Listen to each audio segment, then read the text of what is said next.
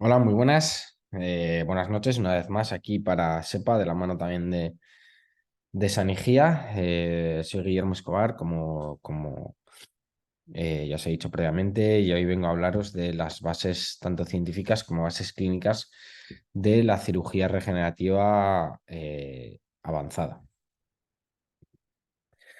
Entonces, bueno, antes de nada me gustaría bueno, haceros un pequeño resumen de lo que vamos a hablar un poco hoy, que es el protocolo de las incisiones para la regeneración para cirugía avanzada reconstructiva, cómo las abordamos, preservando la vascularización al máximo, cómo hacemos el uso de hueso autólogo mediante la split bone technique del profesor Curie, cómo hacemos el mix de uso de aloinjerto con hueso autólogo, cómo utilizamos membranas reabsorbibles de colágeno y demás, y la bola de Bichat. Y bueno, esto ya he hablado en anteriores webinars para SEPA, el uso de un adecuado sistema de implantes más la rehabilitación de prótesis sobre implantes, que bueno, resumiéndolo es básicamente utilizar implantes cilíndrico-cónicos con una conexión interna, colocados a nivel infraóseo 1 o 2 milímetros y rehabilitado todo sobre multi-unit o si acaso coronas cemento atornilladas sobre pilares. Y bueno, un adecuado manejo de los tejidos blandos periimplantarios teniendo un buen fondo de vestíbulo y una adecuada densidad queratinizada. Sin embargo, esto pues me lo dejo para futuros webinars porque si no ya hoy no me daba tiempo de abordar absolutamente todo. Así que prometo ya dejarlo mm, para una futura formación online. Entonces, sin más dilación, paso a explicaros un poco. Creo que aquí ya he hablado alguna vez acerca de este estudio, que es un estudio llevado a cabo por el profesor Kleinhans en la Universidad de Münster, en el departamento de cirugía craneofacial, que junto al profesor Curie, pues realiza bastantes estudios mano a mano. Si alguna vez tenéis la oportunidad de ir, no os lo perdáis, porque la verdad que hace unas disecciones anatómicas impresionantes. Y bueno, en este estudio, en este artículo ya enseñaron cómo, pues una cosa bastante lógica en realidad, que es que toda la vascularización a nivel oral proviene de la arteria facial, que se divide a su vez en la rama maxilar y en la rama mandibular. Entonces, básicamente toda la vascularización va a venir del sector posterior al sector anterior. Entonces, el profesor Kleinhans, en función de esto, nos recomienda realizar las incisiones de manera que no hagamos descargas distales posteriores, porque si hiciésemos una descarga distal posterior, lo que haríamos es romper toda la vascularización que proviene de atrás adelante. Entonces, según este estudio, las incisiones que nos recomienda es en un paciente totalmente déntulo, realizar incisiones crestales sin ningún tipo de descarga y realizar una descarga a nivel medio a la altura del frenillo. Y si, por ejemplo, os fijáis en el dibujo en el esquema de abajo a la izquierda, en el tipo C, en la figura tipo C, pues eso, por ejemplo, si fuera a hacer un abordaje tipo una elevación de seno, lo que recomienda es no hacer ninguna descarga posterior distal, sino una descarga anterior a nivel mesial. ¿Por qué? Porque, como os decía, la vascularización, la irrigación sanguínea, no la cortaríamos de esta manera y si hiciésemos una descarga posterior en distal, le estaríamos, aunque la vascularización también nos vendría del colágeno palatino, estaríamos disminuyendo el riego sanguíneo en bastante medida, lo cual no nos interesa en absoluto. Entonces, con respecto a la técnica y el uso del hueso autólogo, bueno, básicamente creo que ya sabéis que yo soy un gran aficionado del hueso autólogo en sí mismo y tuve la suerte de formarme con el profesor Curie Entonces, básicamente, pues utilizo mucho su técnica y me gustaría destacar este artículo en el cual pues realizó un estudio el mismo profesor Curie en pacientes periodontalmente comprometidos. Ya sabéis que los pacientes que están periodontalmente comprometidos en muchos aspectos nos suelen dejar una serie de defectos de hueso bastante importantes e irregulares en la cresta. Y en este estudio lo que se demostró fue que simplemente pues, en pacientes periodontales, después de utilizar injertos de hueso autólogo, se vio como el comportamiento de los implantes colocados en ese hueso regenerado es similar a hueso pristino en pacientes que no están periodontalmente comprometidos. Además, destaca que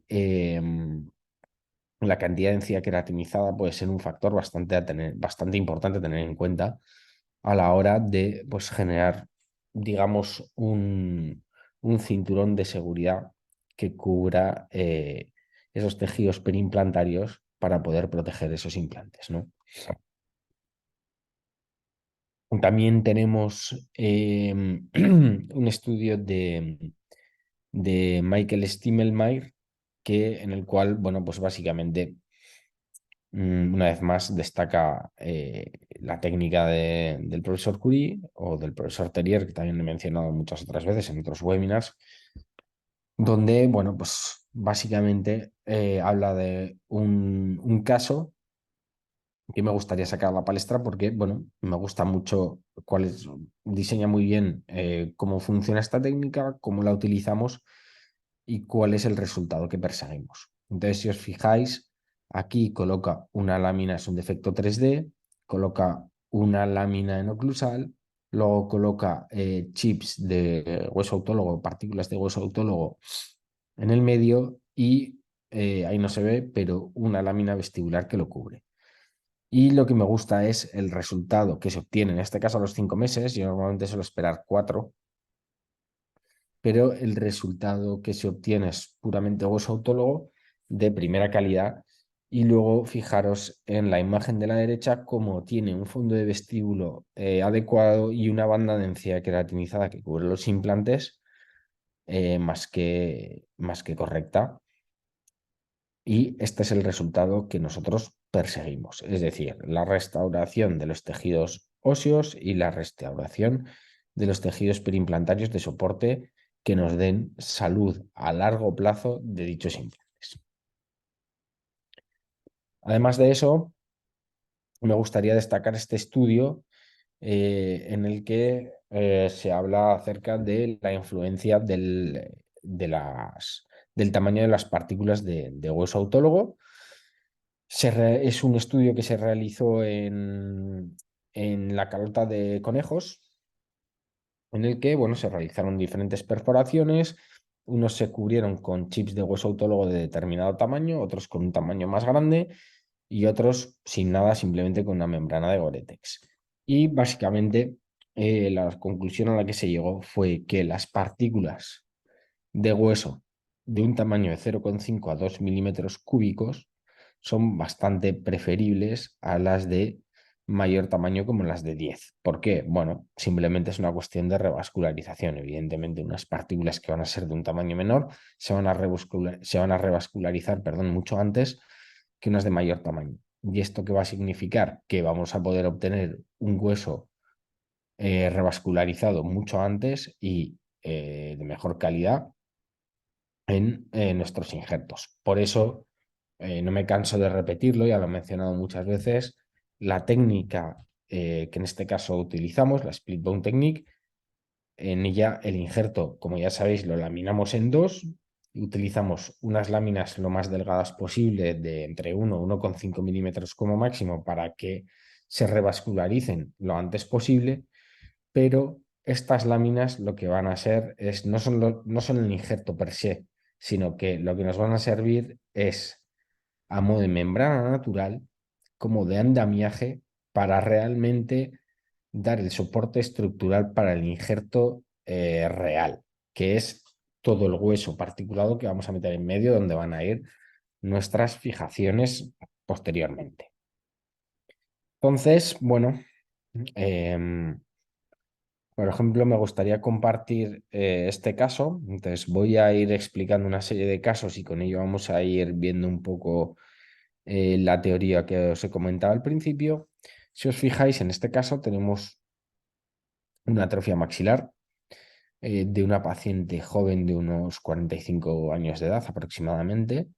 Y si os fijáis en el primer cuadrante, tenemos una curvatura con una pérdida de altura importante, de aproximadamente unos 3 milímetros, y una atrofia en anchura, pues también bastante importante. Entonces, al ser una paciente tan joven, a mi entender, hace falta reconstruir todo un maxilar con hueso autólogo propiamente para que a largo plazo, pues como os enseñaba en en el artículo previo, pacientes que estaban periodontalmente comprometidos, mediante el hueso autólogo tengamos mayores posibilidades de poder tener éxito con nuestras fijaciones a largo plazo.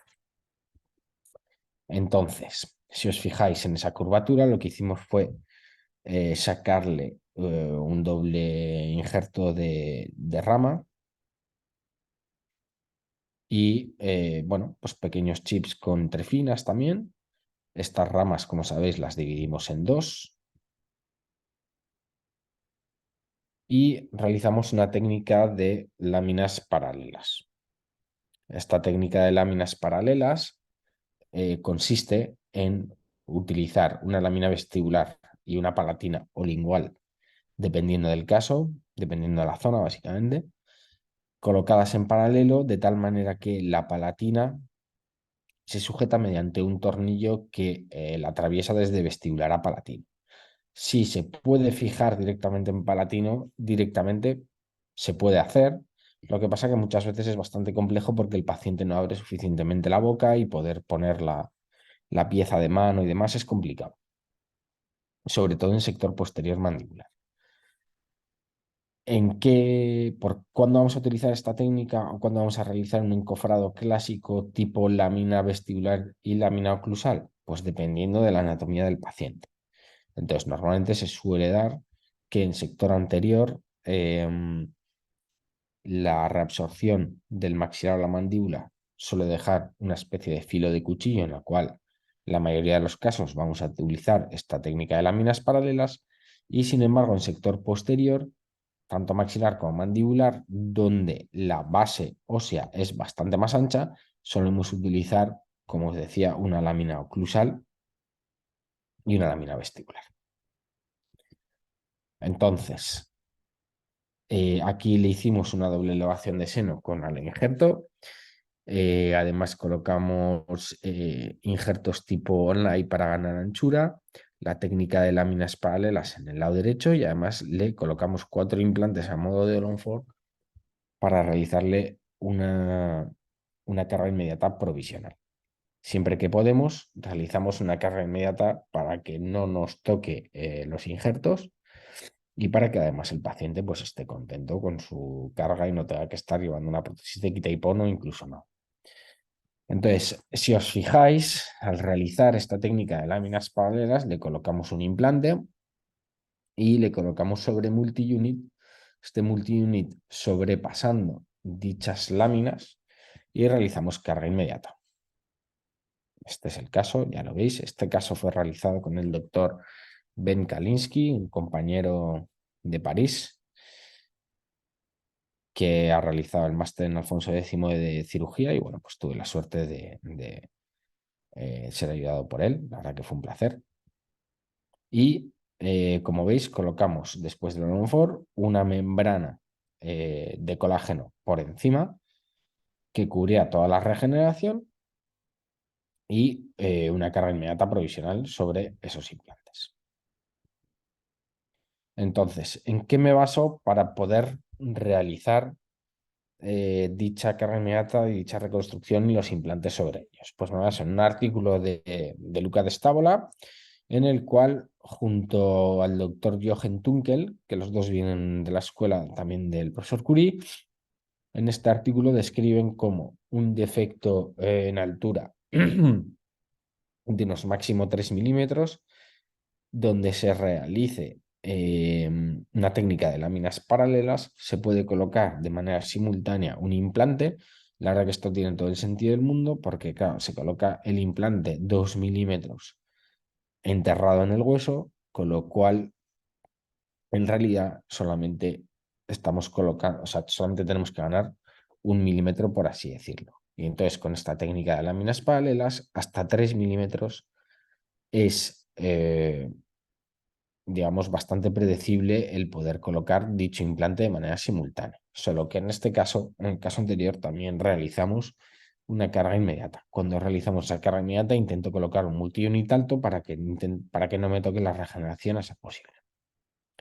Fijaros también en este caso como un defecto 3D en altura maxilar, realiza también la elevación de seno simultánea con el injerto 3D y el implante. Entonces, ¿es siempre necesario sacar un injerto de gran calibre para regenerar la mayoría de defectos? Pues depende de la cantidad del defecto.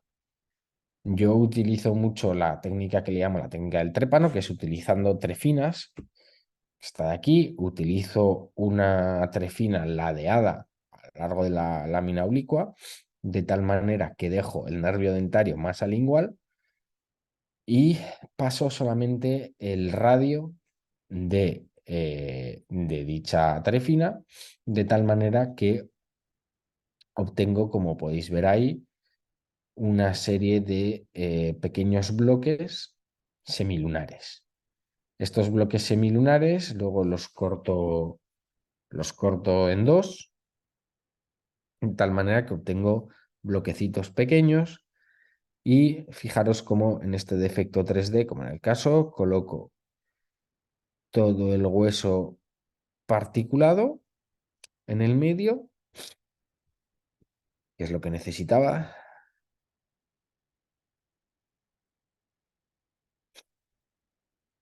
y luego veréis cómo voy colocando las laminitas por encima. Este es un paciente joven de unos 40 años de edad, poco más, que la verdad que durante la cirugía sangraba bastante y se está haciendo, le dije que se hiciera pruebas de coagulación porque me parece un poco extraño la cantidad de sangre que emitía, ¿no? Intraoperatoriamente. Ya os diré cuál es el resultado. Entonces, fijaros cómo ahí voy colocando la laminita. Esta es la mitad de una trefina cortada a la mitad. Y vamos atornillando dicha laminita y voy por partes.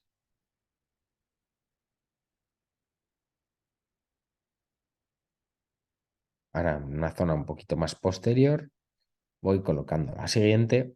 Fijaros, una cosa importante en todo tipo de regeneración, si podía haber utilizado un injerto más grande, sin duda, y una lámina, una sola lámina oclusal más larga, pero decidí, como os digo, pues obtener unas trefinas, unos trefinazos, como os he dicho, más pequeños, porque tardo mucho menos y porque, por supuesto, es menos traumático para el paciente. Y con eso ya tenía más que suficiente. Pero una cosa muy importante con respecto a todo tipo de regeneración, que era lo que os quería decir, es que hay que dejar entre dicha lámina oclusal y la raíz contigua 1,5 milímetros de espacio eh, para que no se infecte.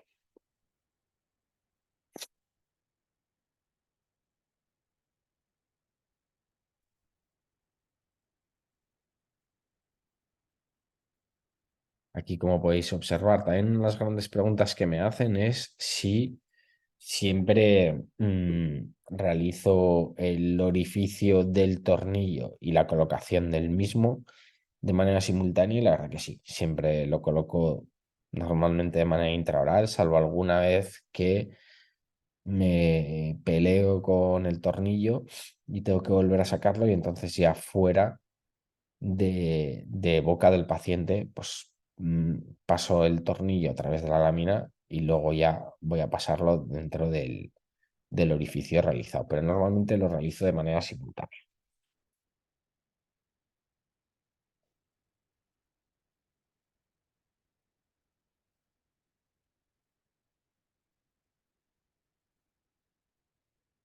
Y podréis ver cómo luego ya paso a regularizar todas las esquirlas de hueso sobrante.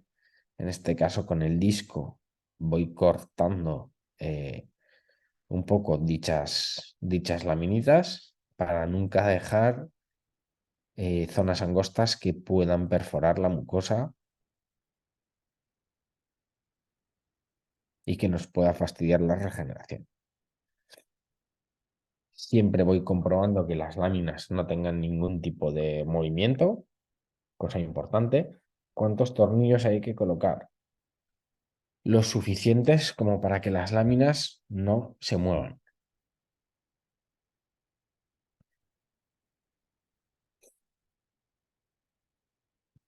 Y luego, si es necesario, con una fresa redonda de tungsteno, vamos regularizando dichos bloques.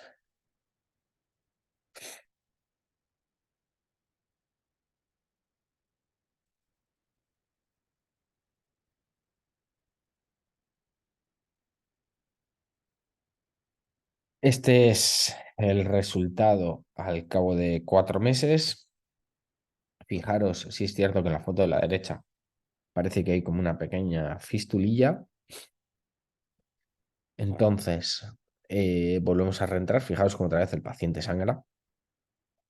Y este es el resultado que queremos obtener, que es hueso totalmente rojizo, revascularizado. Podemos observar cómo hasta el hueso casi tapa la cabeza de los tornillos. Y fijaros en el lado izquierdo, donde decíamos que había una pequeña fístula, efectivamente el tejido blando se había invaginado, se había metido un poco, pero bueno, no había absolutamente nada que no pudiésemos solventar pasando de esa zona y colocando implantes un poquito más atrás, o incluso si hiciera falta colocar un poco de seno injerto y una membrana, o incluso mediante hueso obtenido de fresado biológico. Entonces, fijaros como aquí vamos colocando unos implantes, estos son de la casa comercial Biohorizons, como coloco los implantes a 1 o 2 milímetros infraóseos y luego rehabilitaremos sobre multiunit. Con estas tres finas también, de hecho, le regeneramos el segundo cuadrante y ese es el resultado. Luego ya pasaremos a realizar todo lo que es la cirugía mucogingival, que en este caso pues procederemos a realizar una vestibuloplastia y un IGL al cabo de 2 o 3 meses, junto a una segunda fase. Por cierto, podéis realizar todo tipo de preguntas que responderé al final de la charla. Perdonad que se me olvidó decíroslo al comienzo. Fijaros, aquí os quiero enseñar cómo realizo la toma de un injerto de rama. Esta es una paciente realizada en el máster de periodoncia y de implantes de la Universidad de Sevilla. Tenemos un defecto 3D maxilar en altura. Fijaros cómo realizo la incisión vestibular, un poco a distancia, y cómo evito tocar el surcus de los dientes de tal manera que luego desperiostizaré, bueno, desepitelizaré, mejor dicho, y como tengo que desperiostizar el colgajo vestibular para ganarle vuelo, colocaré el colgajo vestibular sobre esa pequeña franja o ese pequeño rodete de 2 milímetros para que se gane un poco esa anchura, un poquito más de anchura de encima. Y fijaros en el vídeo de la izquierda, como en este caso mediante sierra, vamos a proceder a la toma del injerto. Entonces, con el Microsoft primero realizo la osteotomía distal, luego la mesial, luego mediante piezo o mediante una fresa de Lindemann vamos realizando pequeñas perforaciones en oclusal y previamente realizamos también la osteotomía apical mediante el contraángulo. También se puede realizar mediante pieza de mano, pero el problema es que con la pieza de mano sueles tener poco espacio y sueles cortar los discos de manera bastante fácil. Fijaros como aquí simplemente se trata de sacar un injerto de la línea oblicua externa y mediante el disco en mesial a aproximadamente altura del 6 realizamos la osteotomía mesial. Fijaros con el vídeo de la derecha, lo que estamos haciendo de primeras es ir a preparar toda la zona del injerto y lo primero en este caso, que es una paciente que ya tuvo implantes, una pérdida de implantes por una perimplantitis, lo que hacemos es limpiar y legrar muy bien toda la zona y quitar todo el tejido blando pertinente. Veis como ahí, mediante el disco, estoy realizando la osteotomía apical. Y una cosa muy importante en este caso es que los cortes se pasen, se entrecrucen entre sí para permitir que el injerto salga. Entonces, como os decía, con la fresa de Lindemann en este caso, también se puede hacer con el corte mediante piezo, en este caso, el oclusal. Pero con la fresa de Lindemann voy realizando pequeñas perforaciones hasta llegar a la esponjosa y luego mediante el escoplo y el martillo iremos dándole pequeños golpes de tal manera que los uniremos de manera continua para que dicho injerto salga hacia vestibular. Vamos pasando dicha fresa primero hacia vestibular, luego ligeramente hacia lingual. Y ahora veréis cómo vamos angulando ligeramente el escoplo hacia vestibular para que vaya saliendo y ahí tenemos el injerto.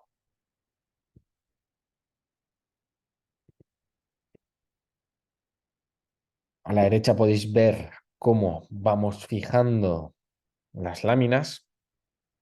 En este caso era bastante obvio, como os decía previamente, que siguiendo la anatomía del paciente vamos a colocar una lámina oclusal y después una vestibular. Y en el lado de la izquierda, cuando ya las láminas están colocadas, cómo vamos cortando el periostio, desperiostizando de manera continua para cubrir y ganar vuelo y poder cubrir toda la regeneración. A la vez os quería enseñar la toma en este caso de la bola de Bichat, como vamos aproximadamente a la altura del 8, vamos desperiostizando ligeramente y después de despegar iremos viendo cómo la bola de Bichat va saliendo y la utilizaremos a modo de membrana con varios objetivos. Uno es que nos aporte BMPs para la mayor rápida vascularización de todo el injerto y además a modo de capa protectora para que en caso de que se nos exponga la regeneración, la bola de Bichat proteja toda la zona, como una especie de injerto pediculado que pueda cubrir dicha zona regenerada. Entonces ahí vais viendo cómo vamos sacando la bola de Bichat poquito a poco. La bola de Bichat se trata de no sacarla de manera de no forzarla, sino que vaya saliendo por sí sola y generar ligeros movimientos oscilantes para que salga por sí sola. Entonces, veis, ahí me está generando una especie de efecto de membrana natural que me protege toda la regeneración.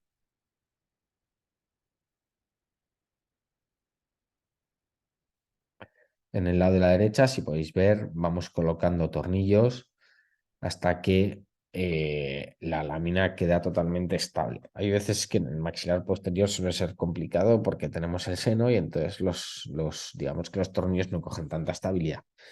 Bueno, hay que buscar incluso pues, la tuberosidad para poder colocarlo, tornillos angulados, etcétera. Y fijaros cómo vamos colocando todo el hueso particulado obtenido, lo vamos colocando en toda la zona regenerada. El hueso autólogo, a diferencia del seno injerto, hay que, se trata de, bueno, pues de machacarlo lo máximo posible. ¿Por qué?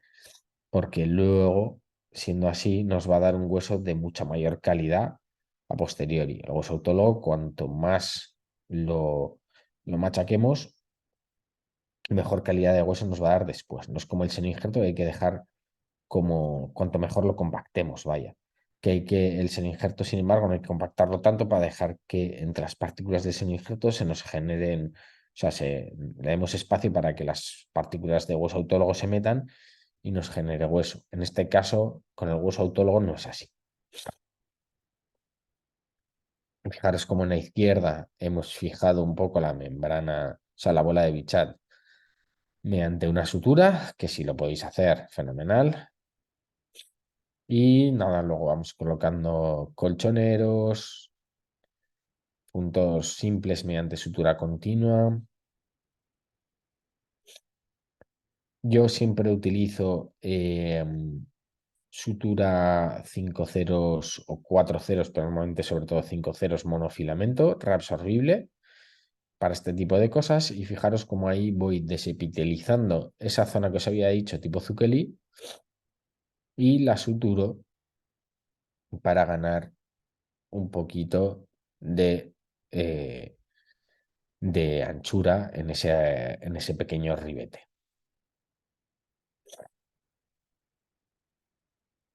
Ahora es como en la derecha voy colocando partículas en las zonas contiguas.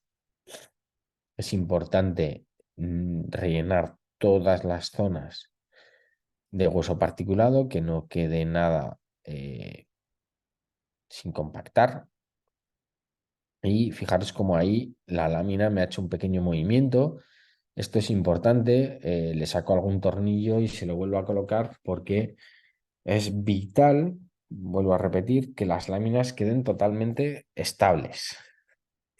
Si tienen un ligero movimiento, nos pueden dar problemas, pueden generar un secuestro óseo y podemos perder toda la reconstrucción ósea.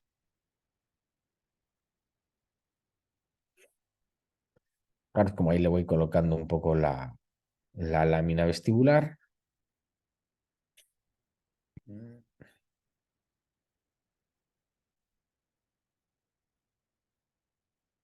Y aquí saco el primer tornillo que ha visto que no me había cogido bien. Vuelvo a realizar una osteotomía para poder recolocar dicho tornillo.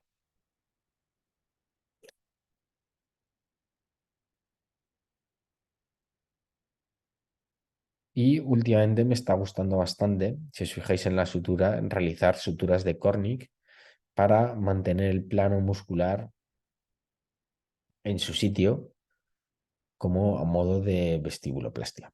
La sutura de Cornick, para los que no lo sepáis, es una sutura en la cual se entra a plano muscular, se entra por vestibular, se vuelve a salir, se vuelve a entrar y se vuelve a reentrar, se vuelve a hacer el mismo camino a 2-3 milímetros de distancia en altura para realizar como una línea de barrera con respecto al plano muscular. Esto para realizar pues, cirugía mucogingival la realiza mucho, por ejemplo, la doctora Vanessa Frasao, que me parece una crack.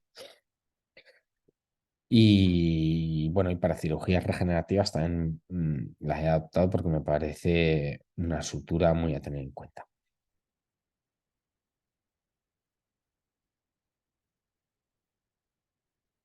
Fijaros como aquí voy colocando un tornillo un poquito más a distal.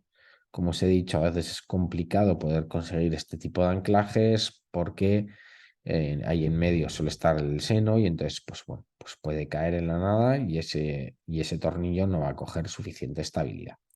Entonces pues me he ido más a distal para poder tener un mayor anclaje.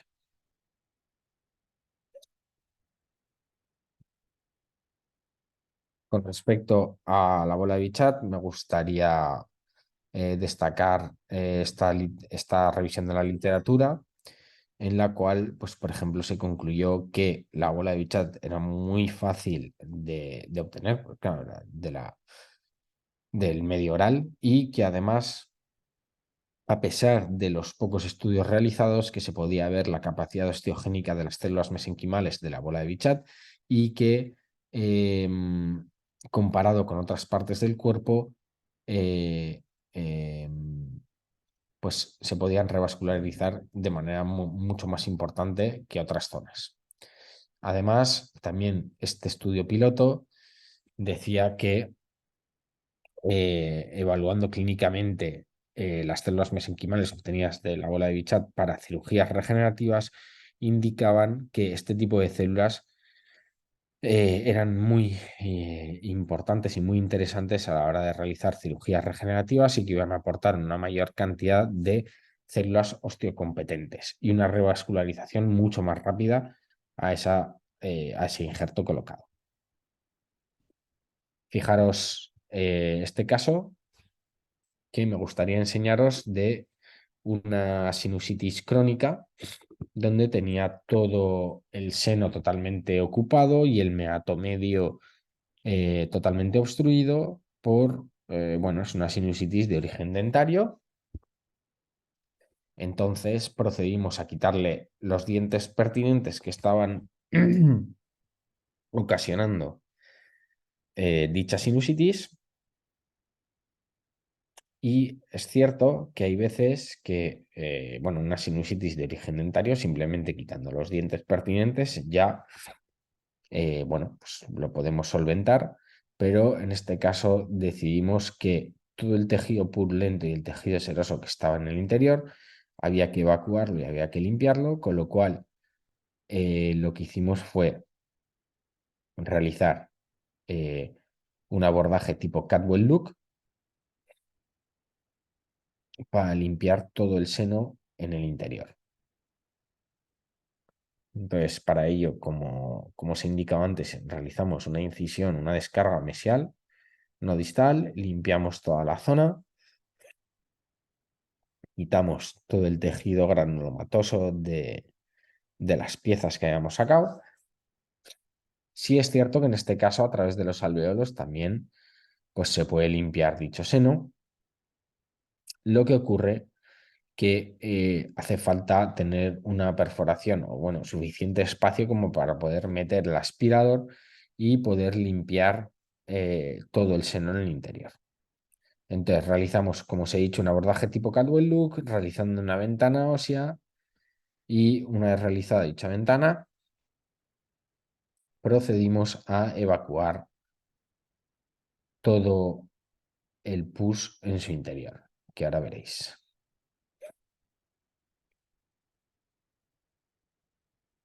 Simplemente perforas la membrana,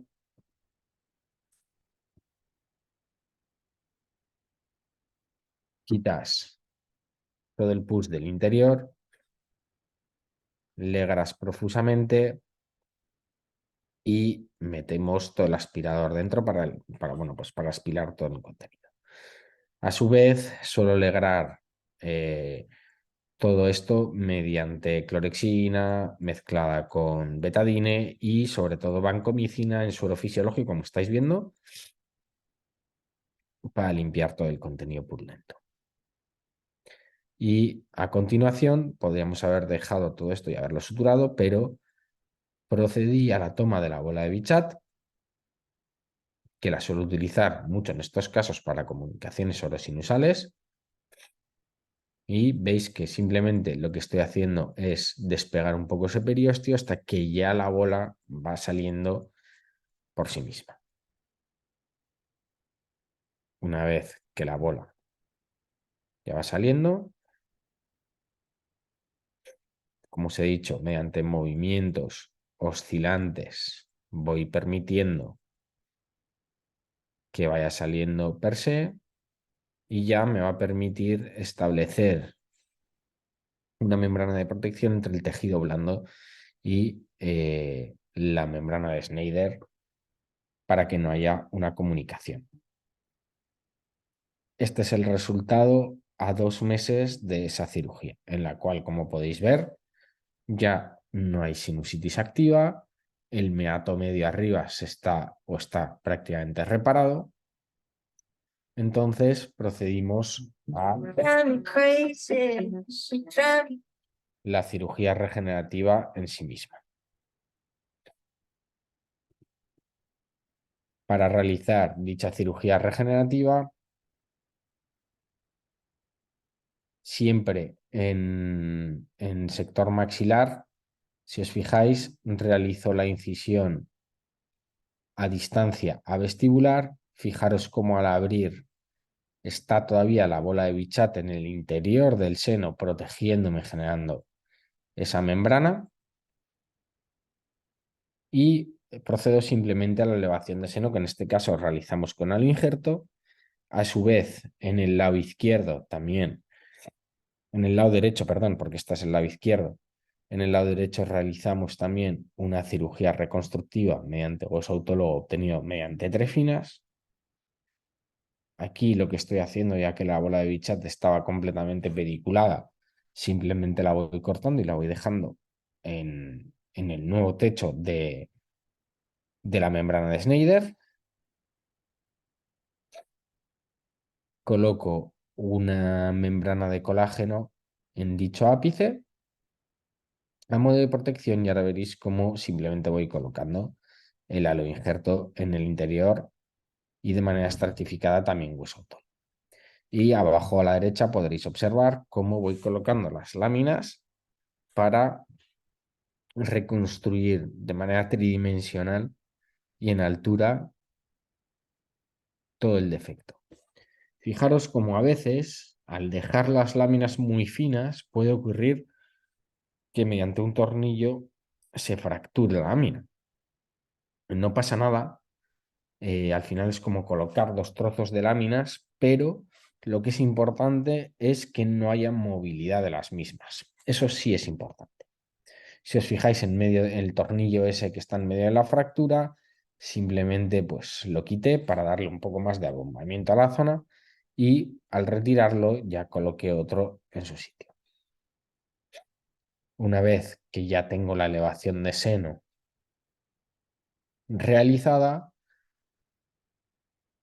ahora veréis cómo procedo a la toma del injerto, que luego laminamos y es el que estamos colocando en el vídeo de la derecha abajo.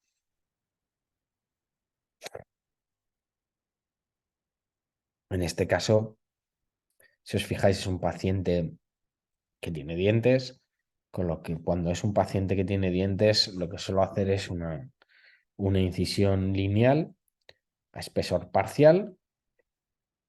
Voy haciendo una incisión tipo ortognática hasta la altura aproximadamente de mesial del 6.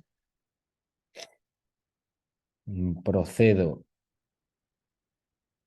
a enseñar toda la línea oblicua externa y voy despegando muy bien hasta el fondo y llegar casi hasta la basal. Esto me parece de vital importancia para poder obtener un buen injerto y que no haya problemas.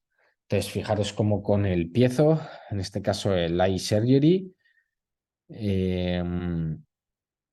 pues voy obteniendo, voy realizando primero la osteotomía oclusal, luego la distal y la mesial. Me da un poco igual el orden para luego ya realizar la apical y obtener toda la lámina del injerto. Lo bueno de este piezo es que además de que va a mucha velocidad, con el piezo en general puedo obtener una lámina más larga que con la sierra, porque me puedo meter ligeramente en ya la rama ascendente, cosa que con la sierra es muy complicado, ya que cuando llega a la rama ascendente no te permite eh, angularla tanto y además está pensada para que el radio del disco en sí solamente corte hasta ahí y que además no corte más allá del nervio dentario. Fijaros cómo abajo ya le estoy colocando también la tapa oclusal y ya tengo mi cirugía reconstructiva en 3 dimensiones.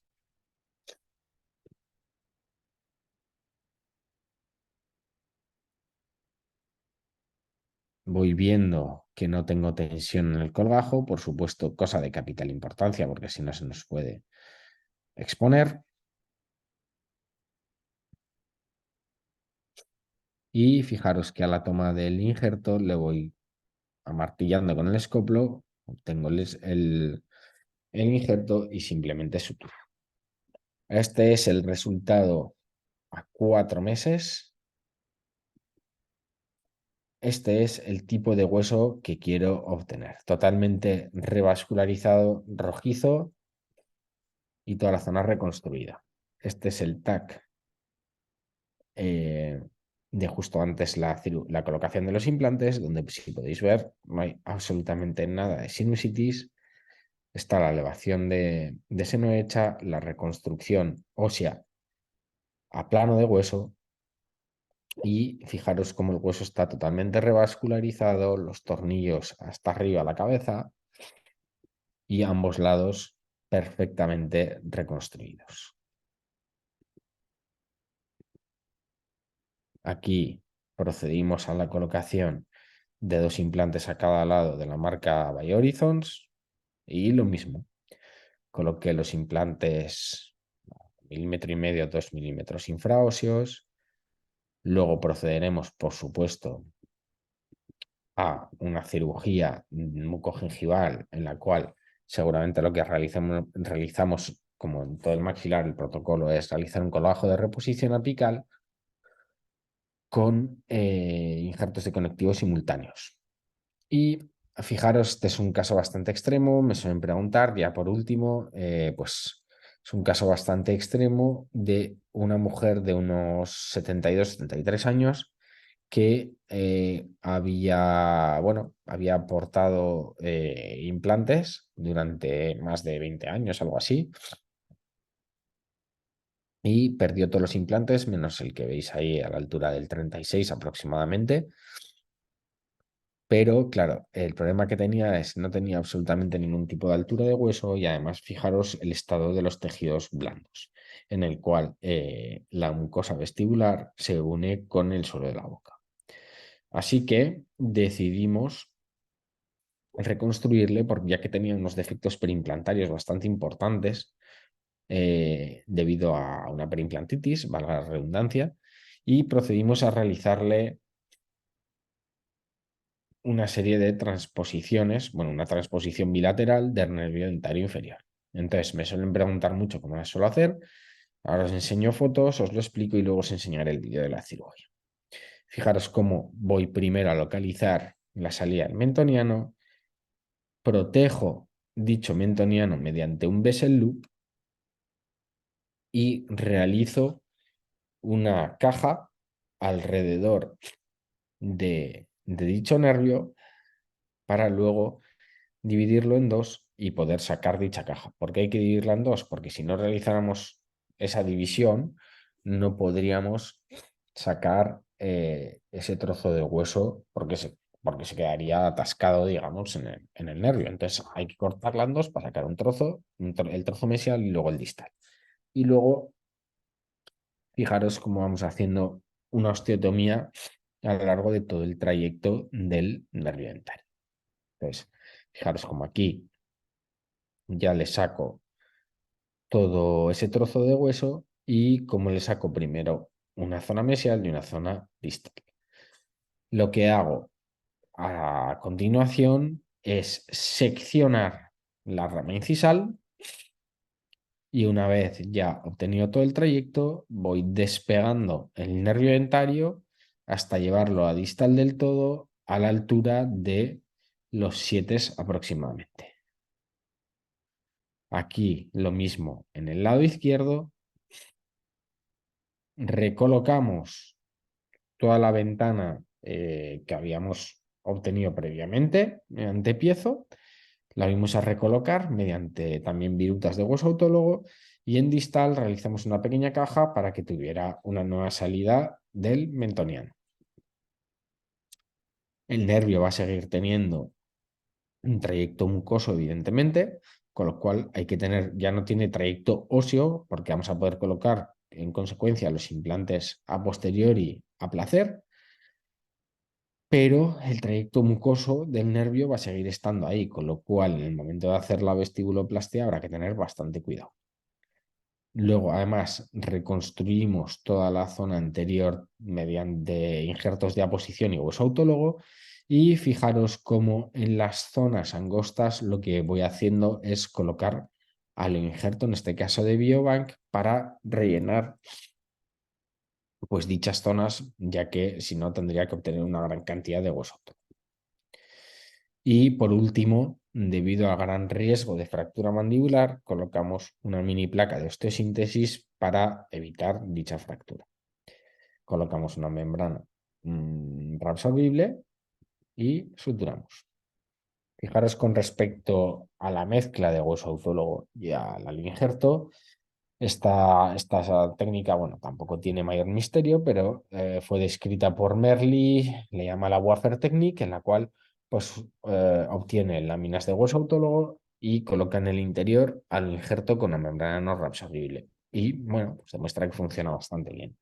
La verdad que yo personalmente, siempre lo digo en todas las formaciones, en todos los cursos, recomiendo fervientemente el uso de injerto para prácticamente cualquier procedimiento de elevaciones de seno, para mezclarlo con grandes regeneraciones, etc.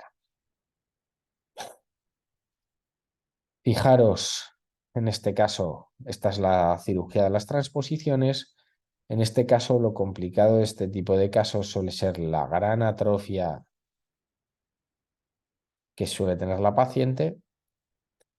Lo difícil suele ser precisamente localizar porque no tienes estructuras anatómicas que te vayan diciendo dónde estás y fijaros lo que está a punto casi de pasarme. Voy intentando haciendo la incisión un poquito hacia el lingual y fijaros que al separar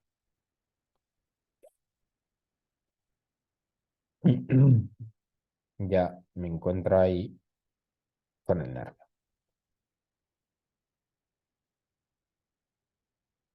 Esto es lo más complicado para mí de toda la cirugía, que es poder despegar y localizar todo de manera apropiada. Entonces, una vez que ya tengo localizado la salida del mentoniano, coloco un Bessel loop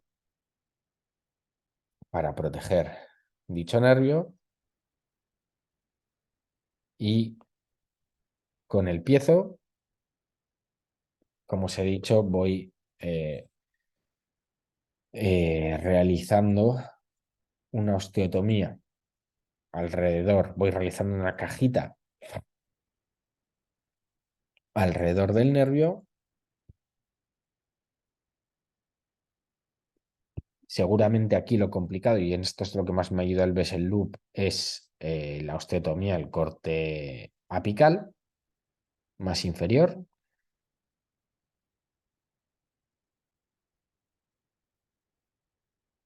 Entonces aquí sí que me sirvo del Bessel loop para que no corte dicho nervio, evidentemente.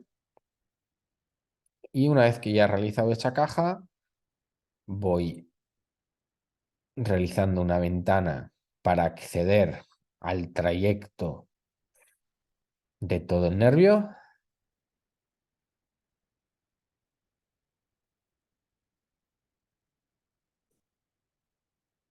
Como veis, una ventana ósea.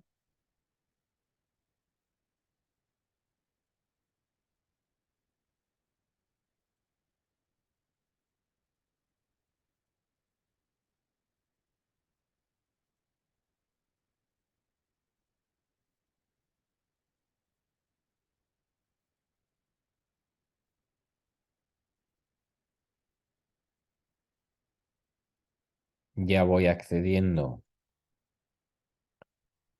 a todo el trayecto del nervio dentario inferior, como os decía.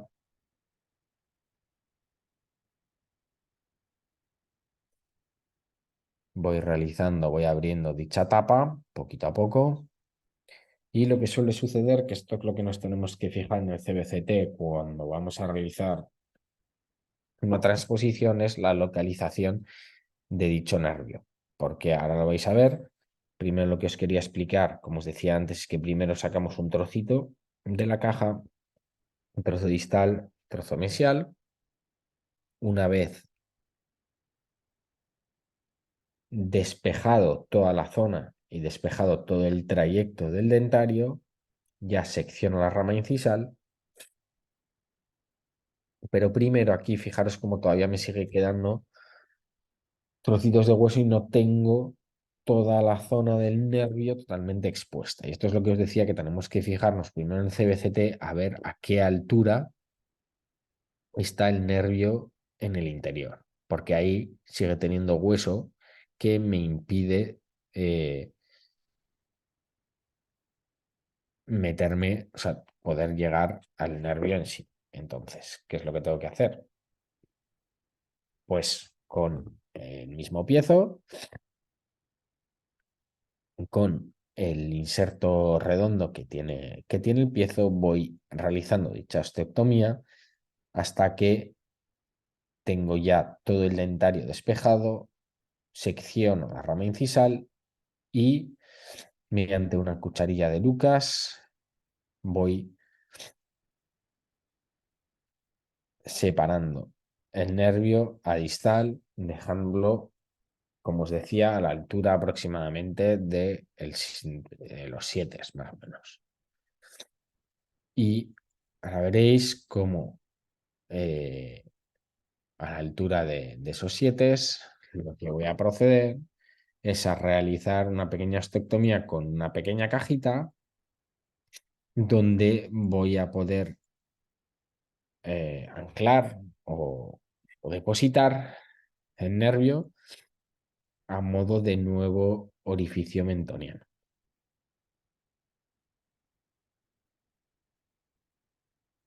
¿Veis cómo ahí le voy haciendo a la cajita?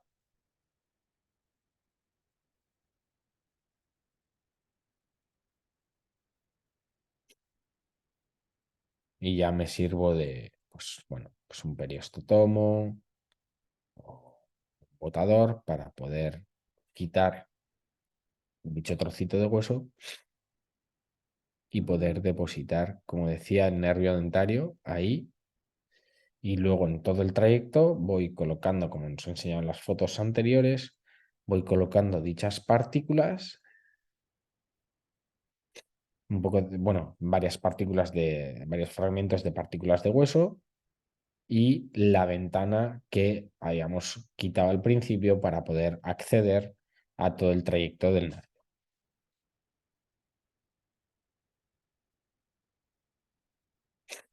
¿Veis? Si os fijáis ahora mediante la cureta y ayudándome del Bessel Loop, evidentemente, voy a ir de nuevo separándolo poquito a poco hasta depositar. Otra de las preguntas que me hacen es qué pasa con estos pacientes a nivel postoperatorio. Bueno, pues suelen presentar una parestesia transitoria durante unos 3 meses y luego vuelve perfectamente. Siempre hay alguna zona por la sección de la rama incisal que no sienten, pero bueno, básicamente recuperan un 95%, diría yo, de la sensibilidad. ¿Veis? Si os fijáis ahí, he vuelto a recolocar el nervio. Esa es la nueva salida, pero fijaros cómo el trayecto mucoso del nervio sigue intacto. Así que nada, muchísimas gracias. Ha sido un placer estar aquí de nuevo. Os recuerdo que vamos a realizar el curso de cirugía ósea reconstructiva sobre cadáveres en Sevilla, que creo sinceramente que va a ser un cursazo fenomenal para todos aquellos que estéis interesados en dar un paso adelante en este tipo de técnicas. Y bueno, sin más dilación, pues voy a pasar a responder a las preguntas. Si alguien tiene alguna pregunta más, que me la haga, que estaré encantado de responder. Álvaro, dejas 1 a 1,5 milímetros entre placa de hueso y raíz de diente. ¿Por qué? Sí, para que el hueso, o sea, la lámina, no contacte con la raíz y no se contamine, porque ahí se puede contaminar. Ese es el problema. Inmaculada Ferreiro, he ido pinchar un mucocele para poder realizar una elevación de seno. ¿Cómo se hace eso sin que se contamine el injerto que procede para la elevación? Gracias. Bueno, básicamente lo que haces es aspirar el mucocele y luego normalmente siempre cuando aspiras dicho mucocele suele dejar una perforación. Esa perforación la tienes que manejar, sea con una membrana de colágeno, suturándola, o yo, cuando es una perforación muy grande, suelo utilizar la bola de Bichat y luego ya procedo a la regeneración, a la elevación de seno por sí misma. Dairen, ¿qué cobertura de antibióticos pauta? ¿Manda algún corticoide? Por la manipulación de la bola de Bichat, imagino que habrá una mayor inflamación. A ver, mando Aumentine, corticoides sí que mando durante 5 días, no mando Zamene, mando Fortecortin de 4 miligramos 3 veces al día en cirugías gordas. Si no, pues juego con la cantidad. Es decir, si no es una cirugía muy gorda, pues igual mando 2 miligramos cada 12 horas, etcétera. Por ejemplo, para un cordal. Pero en cirugías de, por ejemplo, doble rama, doble seno, etcétera, suelo mandar Fortecortin de 4 miligramos cada 8 horas. Y si hay mayor inflamación por la bola de Bichat, no, porque no es una bichectomía, es simplemente una bola de Bichat película. Entonces no suele conllevar una mucha mayor inflamación. Hola, doctor Pablo Fernández. En la zona que tomas el injerto de rama, ¿colocas el injerto? No, solo suturo. Si acaso suelo colocar las esponjas de colágeno de las grandes, tipo esponjostán, en la zona y ya está. Sí que es verdad que hay gente, perdón, es que estoy un poco resfriado. Eh, el profesor Juan Alberto Fernández a veces sí que regenera.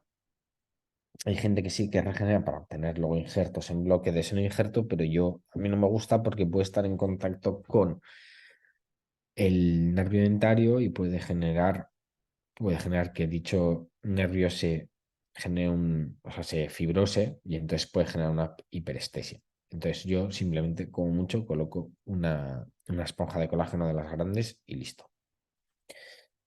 Utiliza algún medicamento para las parestesias transitorias, vitamina B12, etcétera. ¿Recomiendas en algunos casos láminas al autoinjerto? Sí, los de Biobank, que yo utilizo el injerto de Biobank de la casa comercial San Egía, me va fenomenal.